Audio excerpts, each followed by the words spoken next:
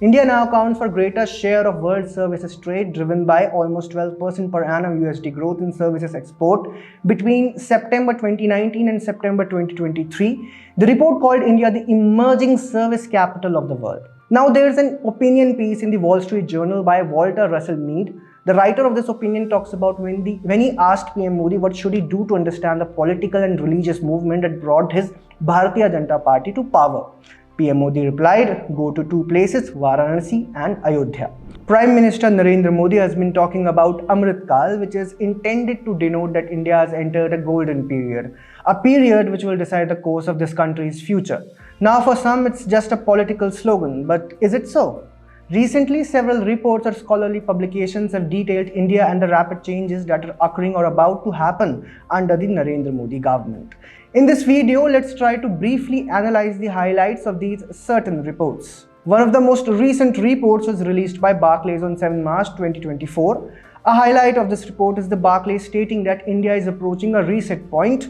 It says, indeed, we think a reset may be coming for India. After years of middling economic growth relative to its own past in the shadow of a sluggish world economy, a banking sector laden with NPAs, corporate deleveraging and persistently high inflation, we believe the economy could now be at a turning point.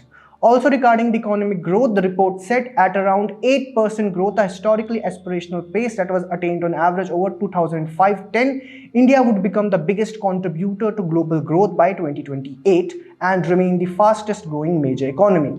It also subtly appreciated the government's policies and fiscal prudence in this part.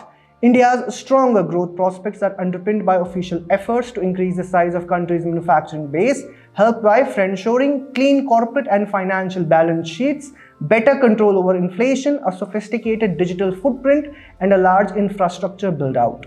This is not the only Barclays report in recent times. An earlier one last year talked about various aspects such as macro stability, post-COVID policy, election shift trajectory, China, as well as investments and suitable demography that will play a significant role in the economic growth.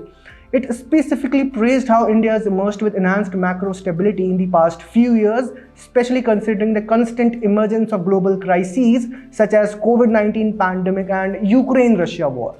Another notable point it presented was India's STEM educated talent.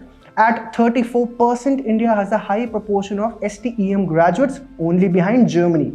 A report by Goldman Sachs on January 2024 titled The Rise of Affluent India stated that India's consumers base is set to be strengthened.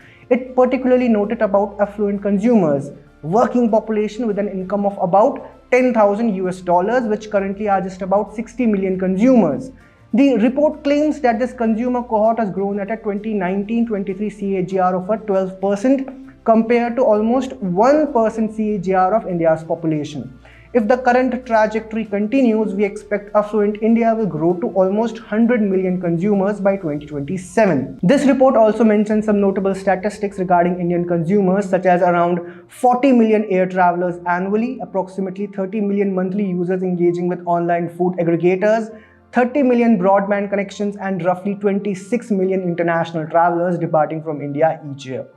Goldman's report highlights a substantial increase in the value of financial and physical assets in India over the past 3 years, contributing to the growing wealth in the country. While traditional assets such as gold and property remain important, there has been a significant shift towards households investing in equities through direct stocks or mutual funds in the last 5 years. The market cap of Indian stock market surged by 80% from January 1, 2020 to January 1, 2024. During this period, there has been a rise in retail investor participation in the Indian equity market. The number of demat accounts has increased from around 41 million in FY20 to approximately 114 million in FY23. Additionally, the flow of household savings into shares has significantly risen since FY17. Now let's talk about another report from National Investment and Infrastructure Fund, which was published earlier this year in January. From an investment perspective, this report focuses on Greek's framework, or should I say growth, rates, inflation and exchange rates.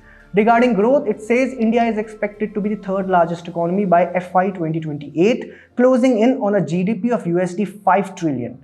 India remains a global outlier in business optimism. Several other parameters shown in the report portray an optimistic image for India, such as monthly e-way bills average almost 90 million through the year with positive growth every month.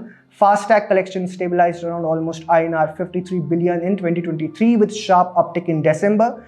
UPI transaction value crossed USD 2 trillion in 2023. After a brief flutter, electricity demand grew strongly through the year. In the last 10 years, steel production has doubled as the year saw sharp growth in output. Cement production growth has largely been strong over the years since COVID. Growth in coal production maintained double-digit year-on-year growth all throughout the year. If we talk about rates, then India continues to be an attractive investment destination for foreign portfolio investors. In FYTD 2024, there was strong direct tax collection growth, which creates fiscal space for the government. Regarding inflation, it said that the inflation is within target range in India. The X factor or the exchange rates. In this segment, it says that the rupee has been a stable currency over the last year. IMF makes a remarkable change in its forecast, estimating a lower depreciation over next 5 years. Rupee strength also reflected in the 1-year forward premium of USD INR, which is at a multi-year low.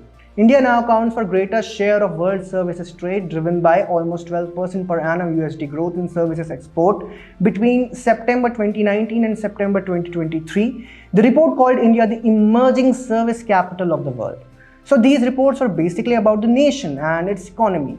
Now here's a Jefferies report from earlier this year, which talks about Ayodhya and its tourism potential.